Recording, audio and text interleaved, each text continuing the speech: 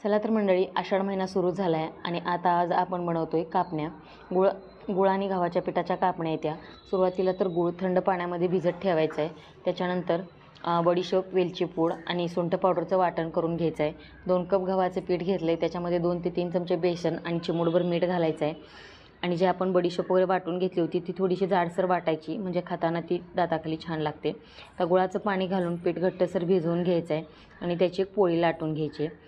तर पोळी लाटून झाल्यानंतर त्याच्यावरती खसखस टाकायची. खसखशीऐवजी तुम्ही पांढऱ्या तिळाचा सुद्धा वापर करू शकता. खसखसीमुळे काय होतं, कापण्या कमी तेलकट होतात आणि त्या जास्त तेलसुद्धा शोषत नाहीत तळताना. तर मध्यम गॅसवरती मस्त अशा खरपूस कलर येईपर्यंत कापण्या आपल्याला तळून घ्यायच्यात. हाय फ्लेमवरती तळू नका, कारण गुळामुळे कापण्यांचा कलर लगेच चेंज होतो. मध्यम गॅसवरती मस्त अशा कापण्या तळून घेतलेल्या आहेत. अतिशय मऊसूत अशा कापण्या आपल्या तयार झाल्यात.